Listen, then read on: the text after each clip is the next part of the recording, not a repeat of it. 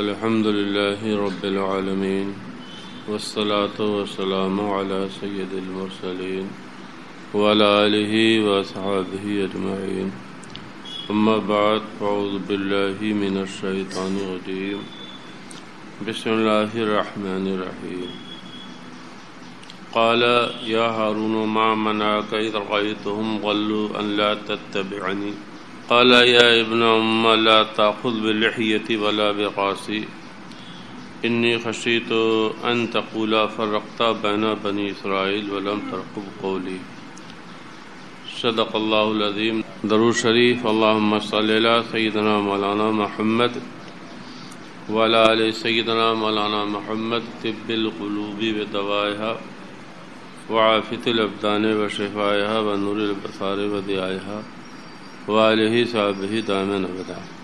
گزشتہ اتوار کو روزے کے بعض مسائل اور بعض حکمتوں کو بیان کیا گیا تھا. اس سے پہلے والے اتوار کو بھی روزے سے متعلق کچھ چیزیں عرض کی گئی تھیں اور سلسلہ وار جو بیان چل رہا ہے وہ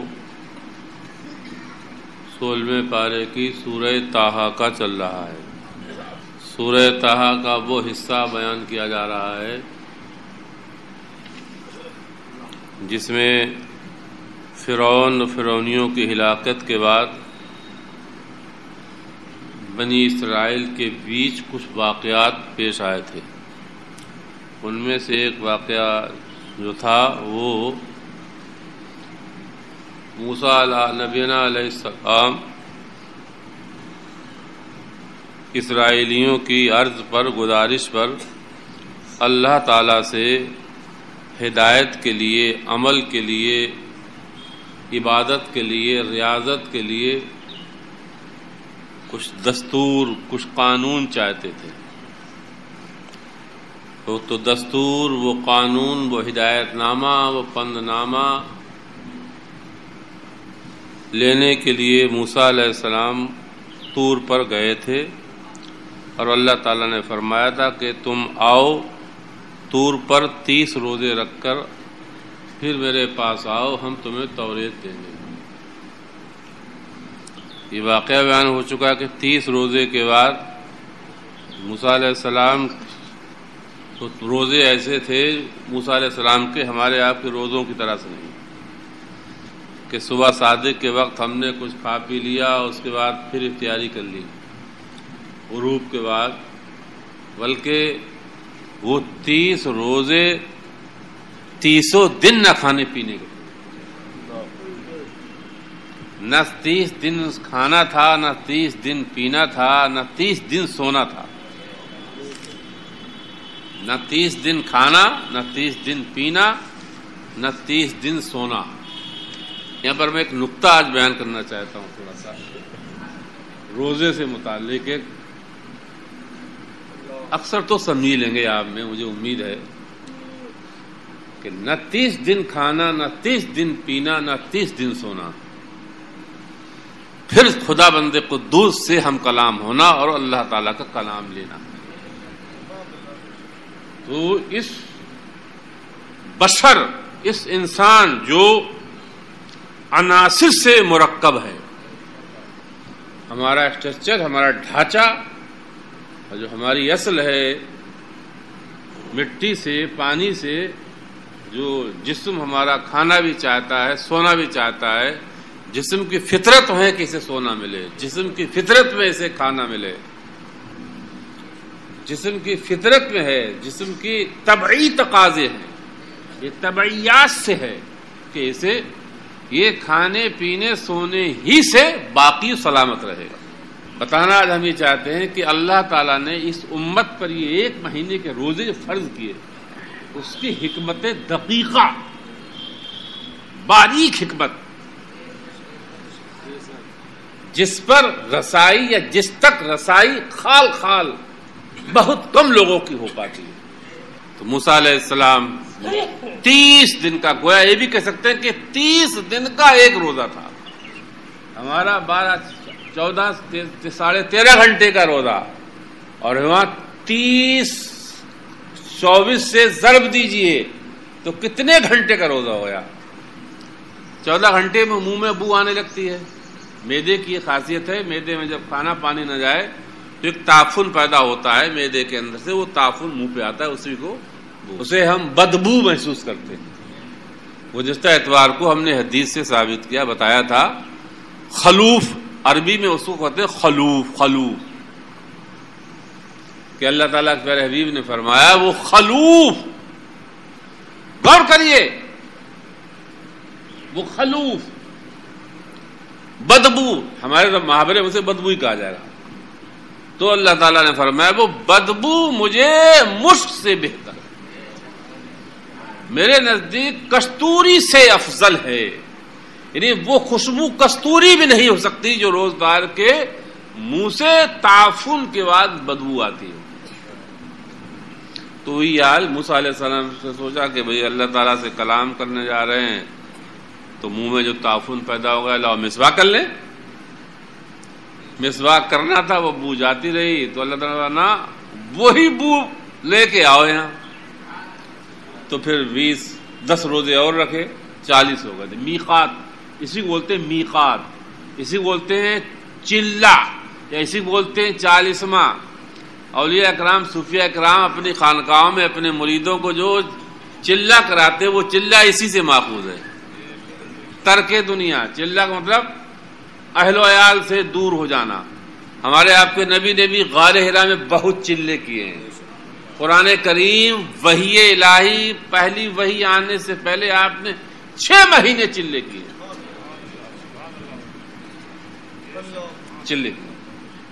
چلہ میقات کلیم بھی بولتے ہیں اس کو. میقات کلیم موسیٰ علیہ السلام کی مدت، ریاضت کی مدت. بھائی اس سے بڑی ریاضت کیا ہو سکتی ہے؟ نہ کھانا 30 دن، نہ پینا 30 دن، نہ سونا 30 دن، 30 دن خدا کے ذکر میں لگا رہنا، اس سے بڑی اور ریاضت کیا ہو سکتی ہے؟ ریاضت بدنیہ، ریاضت جسمیہ. بات کیا ہے اصل میں؟ خیر، تو موسیٰ علیہ السلام واقعہ پہلے، تو موسیٰ علیہ السلام کو وہ دن اور لگ گئے 10 زائد. وعدہ کر کے گئے تھے بنی اسرائیل سے 30 دن میں.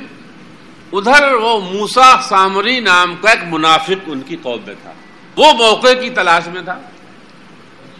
جتنے بھی ساتھی چالاک لوگ ہوتے ہیں ان کے اندر قیادت اور سیادت کی انگڑائیاں بہت نفس لیتا ہے کہ میں قائد بن جاؤں. اہلیت ہو یا نہ ہو، یہ انسان کی فطرت میں پیشوا، میں رہنما بنوں، میں لیڈر بنوں. موسیٰ علیہ السلام کی موجودگی میں اسے موقع مل نہیں پایا، اور ادھر وہ 10 دن لیٹ ہو گئے. 20 دن کے اندر اس نے پورا فارمولا سونے چاندی کو لے کے اور ایک جانور تیار کر کے رکھ دیا اور کہا ارے موسیٰ تو خدا تو یہاں آ گیا، معاذ اللہ. وہ واقعہ میں بتا چکا. ادھر موسیٰ علیہ السلام وحی لے کر کے، وہ توریت لے کر کے، ہم نے بھی بتایا تھا کہ توریت جو تھی وہ 1000 سورت پر مشتمل ہے کتاب. توریت سورت کتاب جو ہے اللہ تعالیٰ کی نے دی موسیٰ علیہ 1000 سورتوں پر. قرآن کریم 114 سورتوں پر ہے، اور توریت کے اندر 1000 سورتیں تھیں، اور ہر سورت میں 1000 آیتیں. تو کتنی ہزار آیتیں ہوں گے؟ قرآن کریم میں مشکل سے 6000 یا 6200 یا 6600 آیتیں ہیں. وہ لے کے آئے، اور ادھر بنی اسرائیل جو تقریباً 6,70,000 تھے،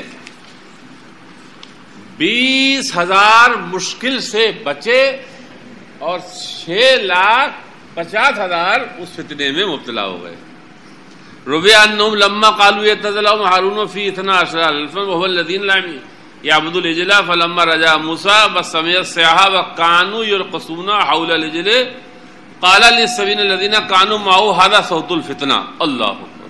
تو موسیٰ علیہ السلام کے بھائی جو خلیفہ بنائے گئے تھے، موسیٰ علیہ السلام خلیفہ بنا گئے تھے، وہ ہر چند روکتے رہے، مانے نہیں. 12,000 لوگ، وہ 20,000 لوگ، اتنا سا نہیں، 12,000 لوگ بچے تھے.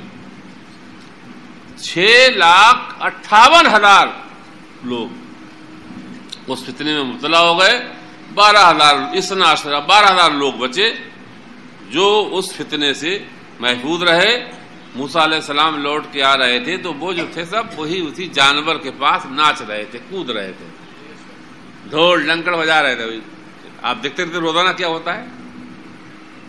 تو موسیٰ علیہ السلام نے سنا دور سے, تو جو ساتھ میں آپ کے 70 لوگ تھے, قال ھذا صوت الفتنہ, ارے یہ لگتا ہے ہماری قوم فتنے میں مبتلا ہو گئی. جیسے ہی موسیٰ علیہ السلام آئے تو سب سے پہلے جسے اپنا وزیر بنا گئے تھے, نائب بنا گئے تھے, خلیفہ بنا گئے تھے, ہارون علیہ السلام سے سوال کیا. قال یا ہارون ما منعک اذ رأیتہم ضلوا, یہ اب قرآن کی کلمات ہیں یہ. قال موسیٰ علیہ السلام نے فرمایا, یا ہارون, آپ کے بھائی تھے جو آپ سے 2 سال عمر میں بڑے تھے, ماں زائد حقیقی بھائی تھے, یعنی ماں ایک ہی تھی, باپ بھی ایک ہی, ماں بھی ایک ہی, اسے بولتے ہیں حقیقی بھائی. یا ہارون ما منعک اذ رأیتہم ضلوا, تمہیں کس چیز نے روکا جب تم نے انہیں دیکھا کہ عبودیت کے راستے سے بھٹک گئے ہیں وہ, اللہ تتبعنی, میری پیروی کیوں نہیں کی. اس کا مطلب یہ کہ بھی ہو سکتا ہے کہ تم میرے پاس آتے فوراً مجھے آ کے بتاتے, اور ایک مطلب ہوتا ہے کہ میری پیروی میں آپ ان کو روکتے, میری پیروی میں آپ ان کو روکتے, منع کرتے. افعصیت امری, تو کیا تم نے اس میں جان بوجھ کے میری نافرمانی کری, ہم تمہیں نائب و خلیفہ بنا گئے تھے. اور روایت میں آیا کہ موسیٰ علیہ السلام نے جب ان کو اس فتنے میں مبتلا دیکھا تو شدت کا غصہ تھا, شدت کا غضب. رویا انہ اخذ شعر راسہ بیمینہ ولیتہ بشمالہ, ایک ہاتھ سیدھے ہاتھ سے آپ کے سر کے بال پکڑے اور الٹے ہاتھ سے آپ کے لحیہ داڑھی, من شدت غضب ہی, شدت کے غضب میں تھے. لیکن یہ غضب میں بتا چکا ہوں, یہ غضب, یہ جلال, یہ غصہ آپ کا کس کے لیے تھا, للہ. وَكَانَ حَدِيدًا مُتَصَلِّبًا فِي كُلِّ شَيْءٍ, اور اپنے آپ کو وہ قابو نہیں کر پائے, اس وجہ سے آپ سے یہ فعل سرزد ہوا. قال یا ابن امی, تو ہارون علیہ السلام بولے, اے میرے ماں کے بیٹے, میرے ماں جائی, لا تاخذ بلحیتی ولا براسی, میری داڑھی اور میرے سر کے بال مت پکڑیں آپ. اور آپ جو فرما رہے ہیں کہ ایسا کیوں ہوا, انی خشیت ان تقولا فرقتا بین بنی اسرائیل. غور کریے, ہارون علیہ السلام جو تھے, جس طرح سے موسیٰ علیہ السلام میں نہایت درجہ غضب تھا, جلال تھا, ہارون علیہ السلام کے اندر نہایت درجہ نرمی تھی, بہت ہی رقیق القلب تھے. اپنے ساتھیوں کا, اپنے دوستوں کا, اپنی قوم کا, اپنی جماعت کا خیال بہت رکھتے تھے. غور کریے, تو جواب دیا, انی خشیتو, اگر میں ان سے لڑتا, قتال ہوتا, تو بنی اسرائیل تفرقو, فرقوں میں بڑھ جاتے. غور کرنا, فرقوں میں, ان تقولا, آپ لوٹ کے آتے, فرقتا بین بنی اسرائیل, تم نے بنی اسرائیل کو بانٹ دیا. غور کرنا, دیکھیے اس کو بولتے, یہ بھی ان کا اپنا اجتہاد تھا. وَلَمْ تَرْقُبْ قَوْلِي, اور میرا انتظار نہیں کیا, میرے فرمان کا انتظار نہیں کیا. یہ موسیٰ علیہ السلام سے یہ فعل سرزد ہوا. غور کریے, یہاں پر ایک بات بتاؤں میں, پیچھے سورہ اعراف میں ذکر کیا جا چکا ہے کہ موسیٰ علیہ السلام نے اللہ تعالیٰ سے دعا کی تھی, عرض کی تھی, رب ارنی, مجھے اپنا دیدار کرا. تو اس پر جواب آیا تھا لن ترانی, اور اگر آپ دیکھنا چاہتے ہو تو ہم تجلی پہاڑ پہ ڈالتے ہیں, اگر تاب لائے تو پھر فلما تجلی ربہ للجبل جعلہ دکا وخر موسیٰ صعقا. تو جب موسیٰ علیہ السلام نے وہ تجلی دیکھی تھی پہاڑ پہ تو آپ گر پڑے تھے, بے ہوش ہو گئے تھے. اس وقت آپ جب بے ہوش میں تھے تو فرشتے آئے تھے، یجرون براسہ، آپ کا سر پکڑ کے آپ کو اٹھایا. وہ جملہ میں بڑا ادب سے حدیث میں آیا ہے، جب موسیٰ علیہ السلام کو بے ہوش ہو گئے تھے تو فرشتوں نے آپ کو سر پکڑ کے اٹھایا. وَيَقُولُونَ، اور کہہ رہے تھے یا ابن النساء. اور کریے، ہماری جو حقیقت ہے، لیکن پیغمبروں کے لیے ایسے جملے حساب سے بولے جائیں گے. ہماری جو حقیقت ہے، ہم کس مقام سے پیدا ہیں، ہماری حقیقت کیا ہے. یا ابن النساء الحیث، یا ابن منی الرجال، اے مردوں کی منی کے بیٹے، ایسے بھی کہہ سکتے ہیں، یہ بھی کہہ سکتے ہیں اے عورتوں کے حیض کے بیٹے. مطلب اپنی حقیقت پر دیکھ، یہ مٹی سے بنے انسان، تیرا اور خدا سے کیا تعلق، تیرا رب الارباب سے کیا تعلق. یہ ایک طرح کا چیلنج ہے فرعون کو کہ جو مٹی سے بنا انسان ہو، جو عورت کے پیشاب کے مقام سے پیدا ہوا ہو انسان، جسے خدا کے دیکھنے کی تاب نہیں ہے، کیا اسے دعویٰ یہ زیب دیتا ہے کہ وہ خدائی کا دعویٰ کرے؟ لیکن یہ اسی خدا کا فضل اور احسان اور نعمت عظیمہ اسی انسان پر کہ جو پیشاب کے مقام سے پیدا ہوا، عبادت و ریاضت کے ذریعے سے اپنے نفس کو مار لے، تو اللہ تعالیٰ اسی پیشاب کے مقام یا مٹی سے پیدا انسان کو اپنا مقرب اور اپنا محبوب بنا لیتا ہے، اور اسی انسان کی بدبو کو خدا بند قدوس فرماتا ہے کہ یہ بدبو میرے نزدیک کستوری سے افضل اور محبوب ہے. اب یہاں پر ایک بات آتی ہے، غضب، غصہ. جتنی بھی حدیثیں غصے کی، غضب کی مذمت میں آئی ہیں،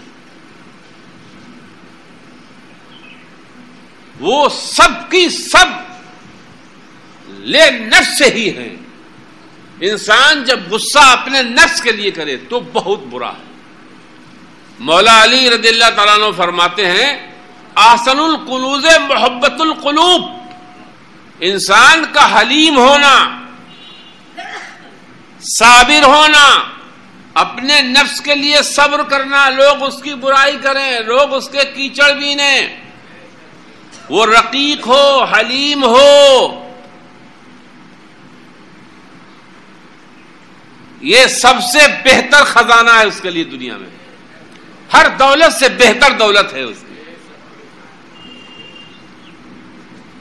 لیکن اگر اس کے سامنے دن دہاڑے شریعت کے احکام کی توہین ہو رہی ہے، اس کے بعد وہ حلم سے کام لے رہا ہے،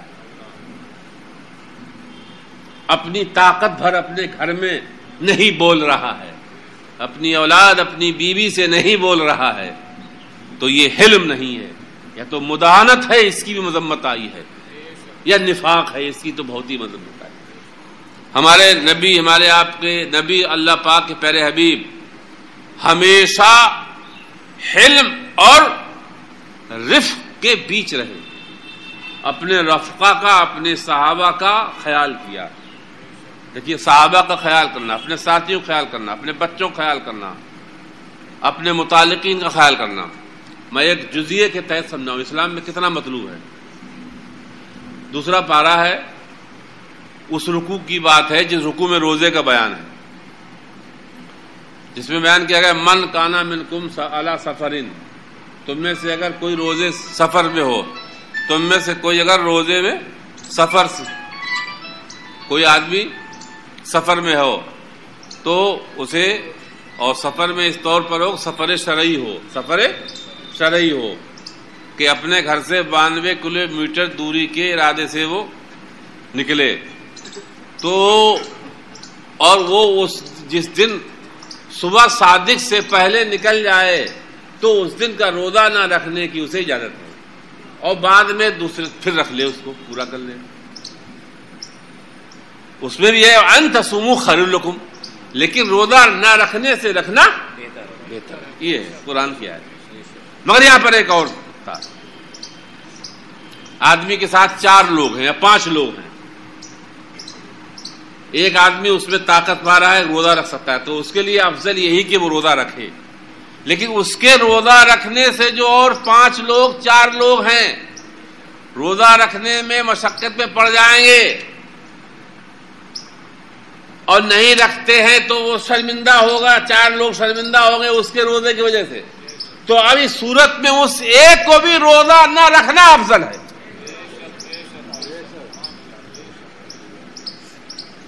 پہلے قرآن نے فرمایا کہ ان تصوموا خیر لکم، روزہ نہ رکھنے سے رکھنا، لیکن اگر روزے میں ساتھیوں کو تکلیف ہو رہی ہے اس کے روزے سے، تکلیف مطلب یہ اندر سے ملامت محسوس کریں گے، ہلکا محسوس کریں گے، تو رفیقوں کا، ساتھیوں کا، جماعت کا کتنا لحاظ رکھا گیا ہے، کتنا خیال رکھا گیا ہے. تو ایک صورت میں افضل ہے، لیکن اسی افضل کو شریعت نے ساتھیوں کی وجہ سے کیا کر دیا؟ غیر افضل ہے. کتنی آسانی خدا فرمائے، یرید اللہ بکم اليسر، اسی پارے میں، اسی رکوع میں اللہ تعالیٰ تم سے بھلائی کا ارادہ فرما رہا ہے. روزے میں بھی بھلائی، ابھی میں بتاؤں گا وہ آخری نقطہ، یہ میں تھوڑا بتا دوں.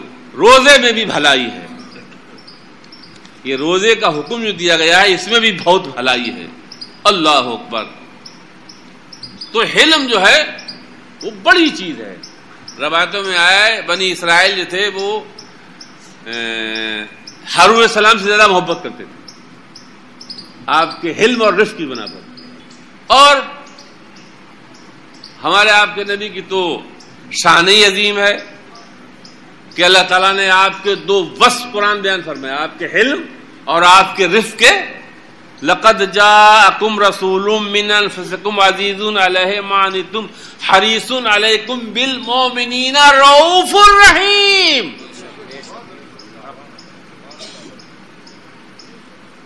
اس درجہ رفق تھا، اس درجہ نرمی تھی کہ اللہ تعالی نے یہ رفق اور یہ نرمی جو آپ کے اندر تھی اس کو قرآن میں بیان کر دیا. قیامت تک لوگ سنتے رہیں، پڑھتے رہیں. رؤوف الرحیم، یہ دونوں صفت خدا کی ہیں. اس سے وہ لوگ بھی نصیحت حاصل کریں کہ یہ بریلوی جو ہیں رسول اللہ کو خدا کے برابر کر دیتے ہیں. ارے رؤوف کس کی صفت ہے؟ رحیم کس کی صفت ہے؟ اور اللہ تعالیٰ کس کے لیے فرما رہا ہے؟ یہ وہ رسول رؤوف بھی ہے، رسول رحیم بھی ہے. تو کیا خدا نے بھی اپنے برابر کر لیا ہے؟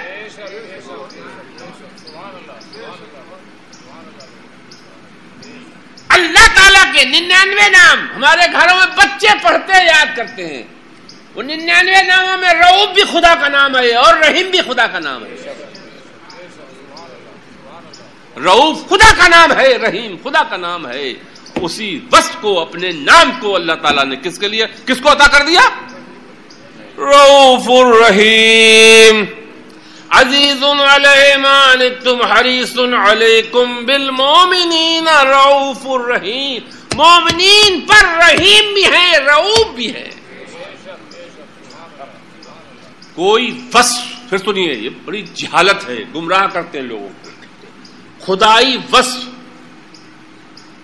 خدائی وصف، خدائی وصف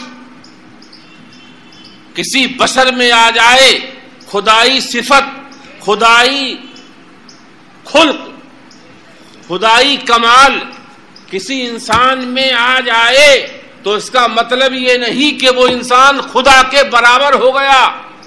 یا کوئی غلام یا کوئی امتی اپنے نبی کے اندر کوئی خدائی کمال صفت مان لے تو اس کا مطلب یہ نہیں ہے کہ اس امتی نے نبی کو خدا کے برابر کر دیا. بس ایک نقطے میں فرق ہو گیا. وہ جو وصف ہے، وہ جو کمال ہے، وہ جو خوبی ہے، وہ جو رفق ہے، وہ جو حلم ہے، وہ اللہ تعالیٰ نے نبی کو عطا کیا ہے. نبی کا ہر وصف، ہر کمال، ہر خوبی عطائی ہے، اور خدا کا ہر وصف، ہر خوبی، ہر کمال ذاتی ہے اور قدیم ہے، حادث نہیں. یہ کافی. ہر دیکھیے تو ایک ہوتی لطیف اور ایک کثیف. جو حضرات اسکول کالج میں پڑھتے ہیں یا پڑھے ہوئے ہیں وہ جانتے ہیں، وہ طبیعیات بھی پڑھتے ہیں، ریاضیات بھی پڑھتے ہیں. تو تھوڑا بہت ہم لوگ بھی مدرسوں میں فلسفہ پڑھاتے ہیں، حکمت طبیعیہ اور تمام. جیسے عناصر اربعہ، آگ، پانی، ہوا، مٹی. ان میں سب سے زیادہ کثیف مٹی ہے. مٹی کے بعد کثافت پانی میں ہے. 4 چیزیں ہیں، سب چیزیں. مٹی سب سے زیادہ کثیف ہے. جو جتنی زیادہ کثیف ہوگی وہ اتنی تنگ ہوگی. غور کریے، جتنی زیادہ کثافت ہوگی اس میں اتنی تنگی ہوگی. جس میں جتنی کثافت ہوگی اتنی اس میں تنگی ہوگی. جس میں جتنی لطافت ہوگی اس میں اتنا ہی پھیلاؤ ہوگا. پانی بھی کثیف ہے، مٹی بھی کثیف ہے، لیکن پانی کے مقابلے میں مٹی زیادہ کثیف ہے. تو مٹی میں پھیلاؤ کم ہے اور پانی میں پھیلاؤ. مٹی آپ ڈالیے، جیسی ڈالیں گے ویسی رہے گی، وہیں پہ رہے گی. پانی کو ڈالیے تو وہ اپنی طاقت پر پھیلے گا، پھر آگے نہیں پھیلے گا. لیکن اسی پانی کو ہم ہانڈی میں کسی چیز میں رکھ کر کے پکائیں، کھولائیں، اور پھر یہ پانی کیا بن جائے؟ بھاپ. ابھی ہوا میں تبدیل ہو، اب اس کے اندر پھیلاؤ. اب ہوا سے ذرا اس میں پھیلاؤ ہوگا نہیں ہوا. یہ بھی جانتے ہیں کہ ہوا کی تیزی پانی کی تیزی سے زیادہ ہے. ہوا کی رفتار آپ لوگ جانتے ہیں سائنس میں، ہوا کی رفتار پانی کی رفتار سے زیادہ ہے. مٹی میں اتنی کثافت ہے کہ اس میں کوئی رفتار ہی نہیں ہے. اب آ جائیے، یہی پانی ہوا بنا تو پانی سے زیادہ اس میں کثافت آئی. اب اسی پانی کو آگ بنایا گیا. بجلی کوئلے سے ہو رہی، بجلی پانی سے نہیں بنتی ہے. اور بجلی کی رفتار آپ لوگ جانتے ہیں 1 سیکنڈ میں کتنی ہے. یہی پانی جب آگ بن گیا تو اس کے اندر پھیلاؤ، قوت، طاقت اور ہوا سے زیادہ آ گئی. یہ جو بجلی ہے اپنے یہاں، یہ سائنس کتنی، اس کی تیزی، اتنی رفتار کیا بتا دے 1 سیکنڈ میں کتنی ہے اس کی رفتار؟ 3 لاکھ کچھ شاید بتاتا ہے. کتنی بتاتا ہے؟ ایسی کچھ ہے شاید. 1 سیکنڈ میں اس کی جو رفتار ہے 3 لاکھ کچھ کلومیٹر.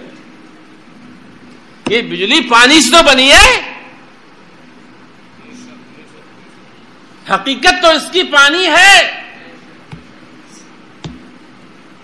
اور جبکہ آگ بھی اجسام سے ہے، جو جسم ہے وہ لطیف ہے،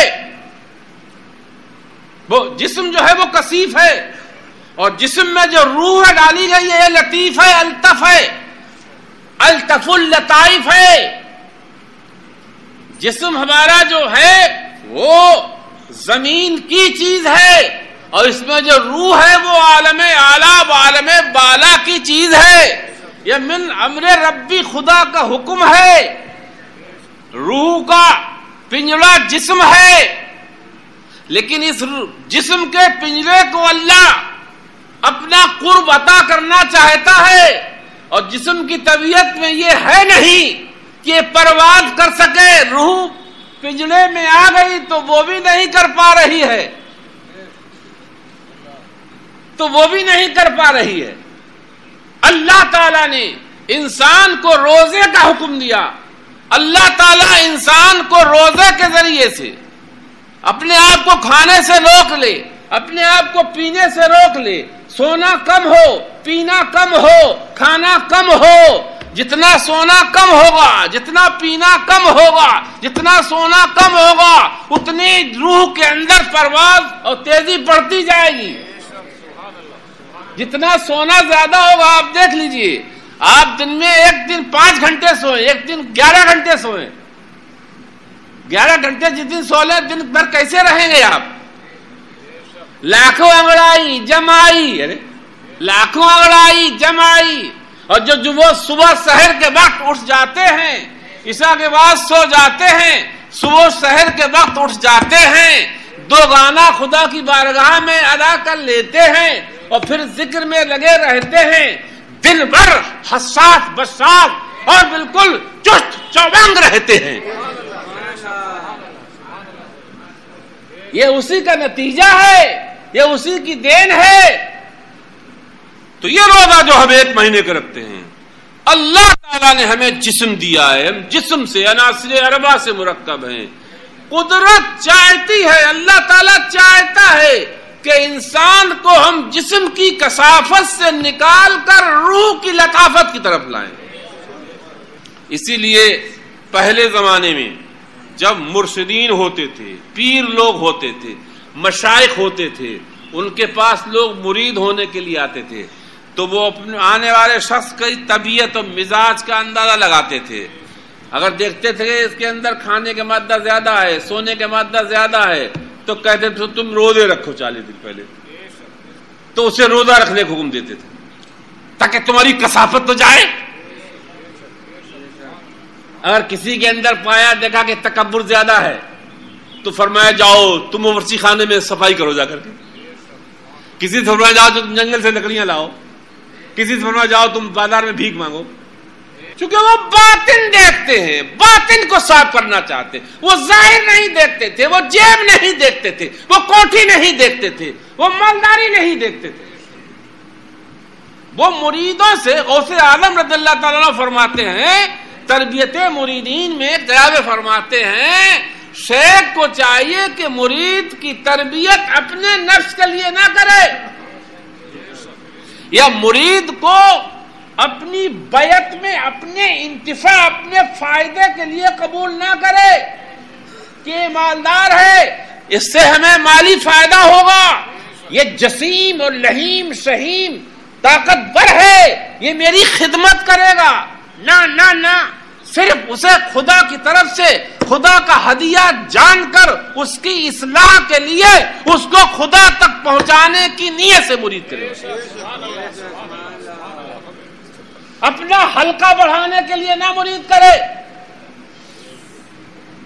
اور اگر ایسی کوئی طبیعت، ایسی کوئی خصلت اس کے اندر موجود ہے تو وہ پیری مریدی پیری چھوڑ دے، کسی کامل کا پہلے مرید بنے، یہ شیخوخت کا دعویٰ ترک کر دے، شیخ نہ بنے، پہلے کسی کامل کا۔ تو لطافت میں پھیلاؤ ہے۔ حضرت غوث اعظم کے بارے میں جو آیا ہے ایک مشہور ہے روایت، ایسے اب انسان جیسے اللہ تعالیٰ کے پیارے حبیب نور مجسم صلی اللہ علیہ وسلم کے بارے میں بتایا جاتا ہے کہ اللہ تعالیٰ نے ہمارے آپ کے نبی کو جو جسم عطا فرمایا تھا اس جسم کے اندر لطافت و نرمی ہماری روح سے زیادہ تھی۔ جتنی چیزیں خدا کے علاوہ ہیں ان میں سب سے زیادہ لطافت اور نرمی اگر ہے تو روح میں ہے۔ روح جتنی لطافت زیادہ ہوگی اتنی پرواز زیادہ ہوگی، اتنی قوت زیادہ ہوگی، اتنی تیزی زیادہ ہوگی، اتنی رفتار زیادہ ہوگی۔ اللہ تعالیٰ نے ہمارے آپ کے نبی کو بدرجہ عتم، روح تو الطف اللطائف تھی ہی، جسم میں بھی وہ بدرجہ عتم لطافت تھی، اسی لیے عرش تک ہو کے چلے آئے، کنڈی ہلتی رہی، یہ لطافت ملی، یہ لطافت کا نتیجہ تھا۔ تو اب روزہ جو ہے اصل میں ایک حدیث ہے، اللہ تعالیٰ کے پیارے بھی فرماتے تخلقوا بے اخلاق اللہ، اپنے اندر خدائی کمالات پیدا کرو، اپنے اندر خدائی صفات پیدا کرو۔ خدائی صفات جبھی پیدا ہوتی ہیں بندے کے اندر جب بندے میں لطافت آتی ہے، بندے کی روح بندے پر غالب آتی ہے، بندے کے جسم پر غالب آتی ہے تو بندے کے اندر خدائی صفات پیدا ہو جاتی ہے۔ پھر جو آیا ہے اولیاء اللہ کے بارے میں یہ کمالات کہ وہ جب بندہ میرا عبادت ریاضت کے ذریعے سے، مطلب کیا ہے کہ اس نے ریاضت کی، عبادت کی، قربت میں میرے آ گیا، اس کے جسم کی کثافت جاتی رہی، روح اس پر غالب آ گئی. اب بندہ بظاہر بول رہا ہے لیکن خدا بولتا ہے. میں اس کا ہاتھ بن جاتا ہوں، میں اس کی آنکھ بن جاتا ہوں، میں اس کے پیر بن جاتا ہوں. کیا مطلب ہے؟ خدائی صفات اس کے اندر پیدا جاتی ہیں. اللہ تعالیٰ روزے کے ذریعے سے اپنے بندوں کے اندر اپنے کمالات پیدا کرنا چاہتا ہے. حضرت غوث اعظم رضی اللہ تعالیٰ عنہ کے بارے میں جو روایت ہے کہ آپ 70 مریدوں کے ہاں ایک وقت میں اختیار میں گئے، یہ بھی اسی سے تعلق، لطافت. 23 سال آپ نے ریاضت کی تھی، 23 سال روزے رکھے تھے. اس 23 سال کی عبادت اور ریاضت کے ذریعے سے آپ کے اندر اتنی لطافت و قوت و توانائی آ گئی تھی. اور یہ ممکن ہے، تمثالن بھی ممکن ہے، لطافتن بھی ممکن ہے. تمثالن بھی جس میں مثالی کہلاتا ہے، تمثالن بھی ممکن ہے اور لطافتن بھی ممکن ہے. تو یہ اخلاقی خدائی خلق اپنے اندر پیدا کرنا، خدائی خلق ہمارے اندر پیدا ہونا، اور یہ بھوک سے پیدا ہوتی ہے. جتنا انسان اپنے آپ کو بھوکا رکھے، اور دوسرے یہ کہ اللہ تعالیٰ کی نعمتوں کا بندہ شاکر بنتا ہے. جو خدا بند قدوس نے بندے کو نعمتیں عطا فرمائی ہیں، ان نعمتوں کا اسے احساس ہوتا ہے، جن نعمتوں کے بارے میں اللہ تعالیٰ نے فرمایا ہے ثم لتسألن یومئذ عن النعیم. حدیث میں یہ بھی آیا ہے کہ ہر چیز کی ایک زکوٰۃ ہے، اور ہمارے جسم کی زکوٰۃ کیا ہے؟ روزہ ہے. ہر چیز کی زکوٰۃ ہے، جسم کی زکوٰۃ کیا ہے؟ روزہ ہے. ہم روزہ رکھ کر کے اپنے آپ کو، اب میں اللہ تعالیٰ کی جو نعمتیں اس نے ہمیں عطا فرمائی ہیں، کھا کے اپنے آپ کو. گزشتہ اتوار کو میں نے ایک بات اور عرض کی تھی کہ غوث اعظم نے روزے کی تعریف کی ہے. وہ کیا ہے کہ اپنے آپ کو روکنا صبح صادق سے، مفطرات ثلاثہ سے، اور آثام سے، گناہوں سے، جو خاص لوگوں کو گناہوں سے روکنا. آنکھ کو بھی روکنا گناہ سے، کان کو بھی روکنا گناہ سے، زبان کو بھی روکنا گناہ سے، تبھی روزہ پورا ہوتا ہے. اب ایک حدیث جس کی تخریج ابن جریر کرتے ہیں، ہماری جو نعمتیں ہمارے جسم میں اللہ تعالیٰ نے عطا فرمائی ہیں. عبداللہ ابن عباس سے حدیث مروی ہے، اور فرماتے ہیں اللہ تعالیٰ نے فرمایا ہے ثم لتسألن یومئذ عن النعیم صحت الابدان والاسماء والابصار یسر اللہ العبادہ. یہ جسم کی صحت، کان کا صحیح ہونا، آنکھ کا صحیح ہونا، جسم کے ہر عضو کا صحیح ہونا، یہ سب اللہ تعالیٰ کی نعمتیں ہیں. یسر اللہ العبادہ فیما استعملوها. اس ہر نعمت کے بارے میں قیامت میں اللہ تعالیٰ پوچھے گا کہ یہ بتاؤ تم نے آنکھ کو کہاں استعمال کیا؟ آپ نے موبائل میں ہی پوری زندگی گزار دی. کان کو کہاں استعمال کیا؟ وَهُوَ أَعْلَمُ بِذَلِكَ، حالانکہ وہ خوب جانتا ہے. اور ایک جگہ اور فرمایا اِنَّ السَّمْعَ وَالْبَصَرَ وَالْفُؤَادَ كُلُّ أُولَٰئِكَ كَانَ عَنْهُ مسئولا. سورہ اسراء میں ہے یہ. اے میرے بندو، تمہاری آنکھ، تمہارے کان اور تمہارے دل، یہ سب کے سب سوال کیے جائیں گے، سب سے پوچھا جائے گا. ایک حدیث اور حضرت عمران ابن ابان روایت کرتے ہیں قال ما اللہ موتین عبدن فوق ثلاث الا سائلہ عنہم یوم القیامہ قدر ما یقوم به صلبہ من الخبز ما یکن له من الذل وما یعاون به عورته من الناس. اللہ تعالی قیامت میں بندے سے کچھ چیزوں کے علاوہ ہر چیز کے بارے میں پوچھے گا، ہر چیز کے بارے میں پوچھے گا. ما اللہ موتین عبدن فوق ثلاث، تین چیزوں کے علاوہ، وہ بھی کتنی ابھی بتائی جائیں گی. قیامت میں سب کے بارے میں پوچھے. قدر ما یقوم به صلبہ من الخبز، اتنی روٹی جس سے آدمی کھڑا ہو سکے، اتنا مکان جس میں اپنے آپ کو چھپا سکے. اتنا کپڑا جس میں ستر عورت ہو سکے، اس کے علاوہ جتنا ہے سب کے بارے میں پوچھا جائے گا، اتنی روٹی اتنا کھانا جس سے کہ انسان جی سکے، کھڑا ہو سکے، اتنا کھانا اتنا پینا جس سے انسان قائم رہے، جی سکے، اتنا مکان جس میں سر چھپا سکے۔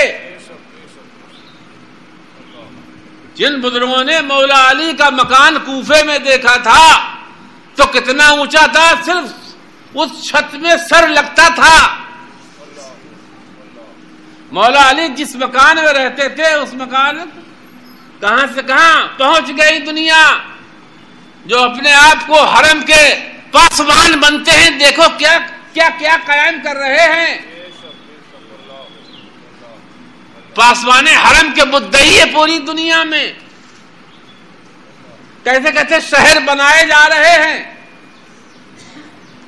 کھانوں کی بربادیاں کیسی ہو رہی ہیں، قیامت کے سوال کا کوئی خوف ہی نہیں ہے۔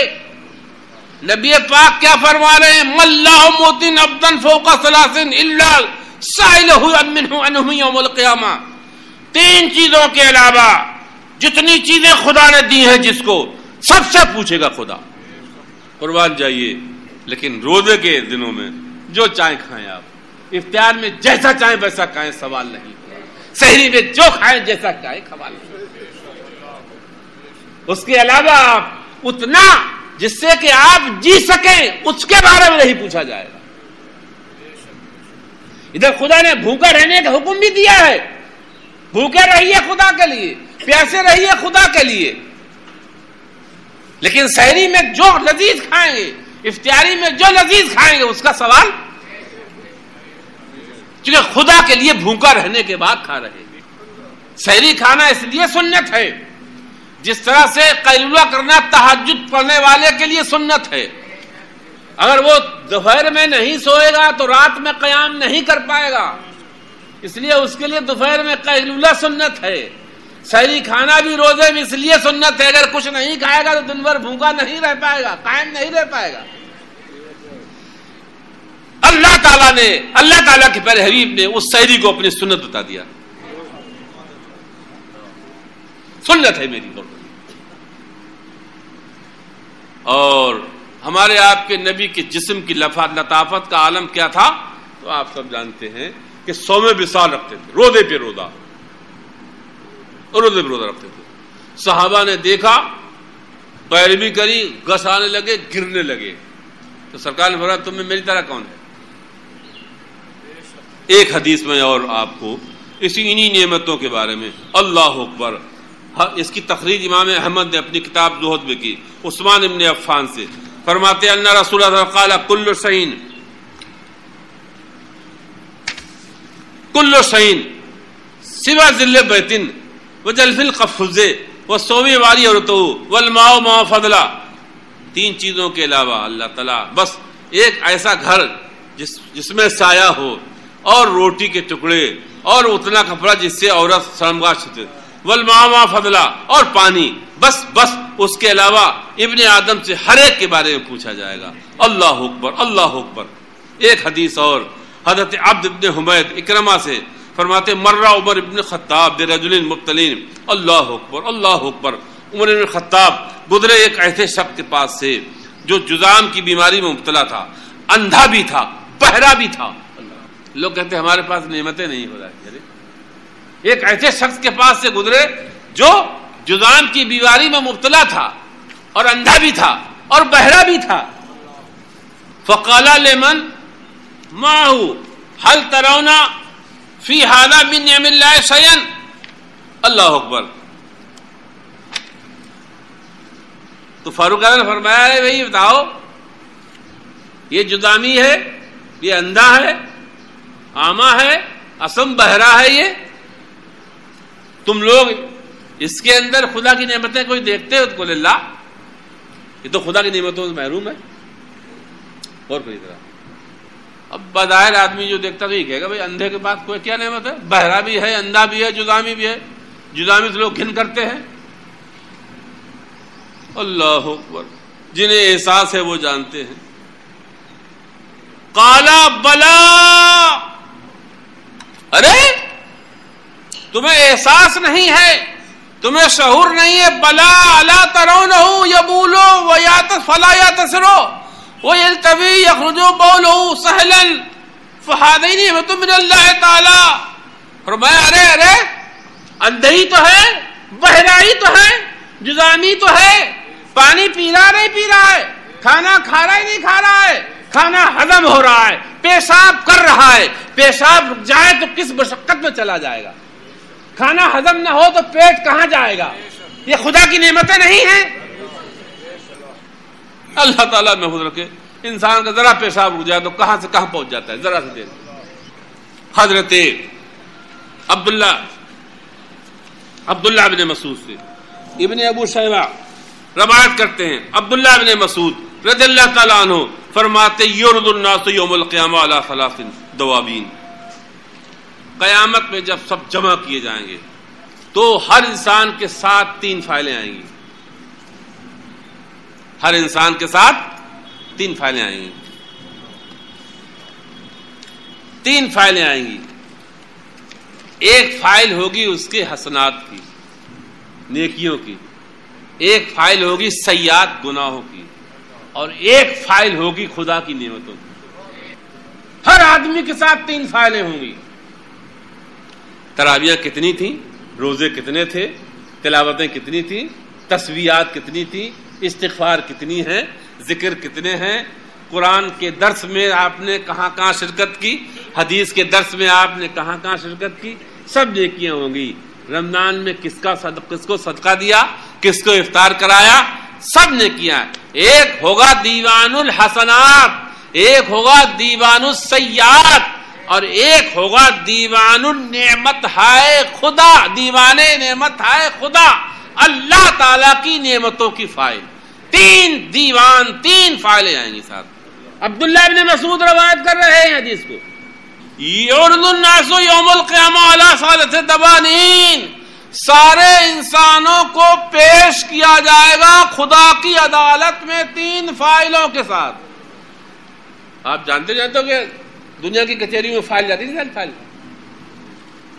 ایسے ہی ہر بندے کو، شاہ ہو گدا ہو، امیر ہو فقیر ہو، غریب ہو نیک ہو، بدکار ہو عالم ہو فاضل ہو، حافظ ہو قاری ہو امام ہو مقتدی، سب کو 3 فائلوں کے ساتھ پیش کیا جائے گا.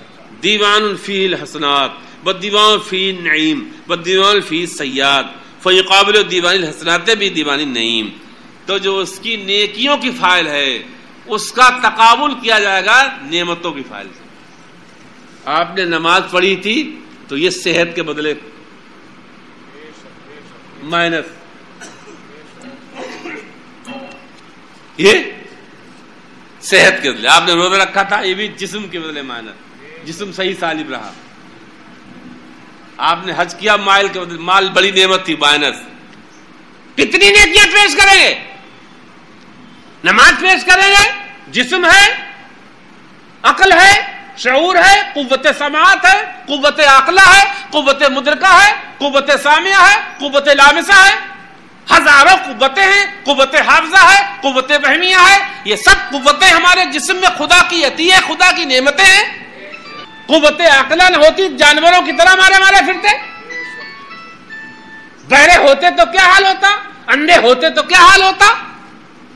بندہ اپنی نعمتیں پیش کرے گا، خدا طرف فرشتہ کے اس کے مقابلے بندہ اپنی نیکیاں پیش کرے گا، فرشتہ خدا کی طرف سے یا خدا کی وکالت میں نعمتیں پیش کرے گا. یہ نیکی تو یہ نعمت، یہ نیکی تو یہ نعمت. کتنی نیکیاں پیش کرے گا بندہ. فَإِن تَعُدُّوا نِعْمَتَ اللَّهِ لَا تُحْصُوهَا. بندہ کتنی نیکیاں گنائے گا. نعمتوں کا حال تو یہ ہے کہ تم گننا چاہو تو گن نہیں سکتے ہو. برابری کرنا، مقابلہ لانا، مقابلے میں لانا بہت دور گن نہ پاؤ گے اتنی نعمتیں. اللہ اکبر. فَيَسْتَبْرِقُ النَّعِيمُ الْحَسَنَاتِ. خدا کی نعمتیں نیکیاں ختم کر دیں. خدا کی نعمتیں، خدا کے احسانات،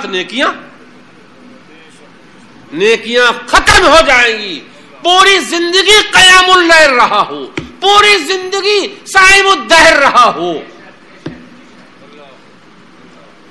سب مال خیرات کرتا رہا ہو، کتنی نیکیاں بندہ لے کے جائے، سمجھا، خدا کی نعمتیں، اس کی نیکیاں، ابھی تو نیکیاں باقی ہیں، نعمتیں باقی ہیں، اللہ حدیث سنیے، تبقی سیئات مشیت اللہ عز وجل انشاء دبا انشاء غفرا، ابھی تو وہ گناہوں کی فائل موجود، ابھی تو نعمتیں باقی ہیں. ارے عظیم اولاد کتنی بڑی نعمت تھی، وہ تو بھی پوری، اس کے بدلے تو کچھ نہیں تو نے پیش کیا. ارے عقیقہ تک نہیں کرایا تھا تو نے، قادر تھا، اسے کلمہ تک نہیں سکھایا، ماڈرن تعلیم کے چکر میں کلمہ تک نہ سکھا پایا، اسکول نہ جائے، ہوم ورک نہ کرے تو 10 مرتبہ غصے ہوتا تھا، لیکن نماز ایک وقت کی نہ پڑھے تو کبھی غصہ نہیں آتا تھا. تو نا لوگوں کیا حال ہے بچوں کے بارے میں، ہوم ورک نہ کرے، اسکول نہ جائے، ماں علیحدہ غصے، باپ علیحدہ غصے، اور نماز ایک وقت کی نہ پڑھے، قرآن کے قریب نہ جائے. اس کے بارے میں تم نے کیا کیا تھا؟ تبقی سیئات، اب نیکیوں کی فائل ختم ہو گئی، کچھ نہیں ہے، نعمتیں باقی ہیں اور گناہوں کی فائل پوری بھی موجود ہے. فرماتے یہ فائل گناہ والی اللہ تعالی کی مشیت پر چھوڑ دیجیے، انشاء عذبا و انشاء غفرا، چاہے تو عذاب دے اور چاہے تو اپنی رحمت سے بخش دے.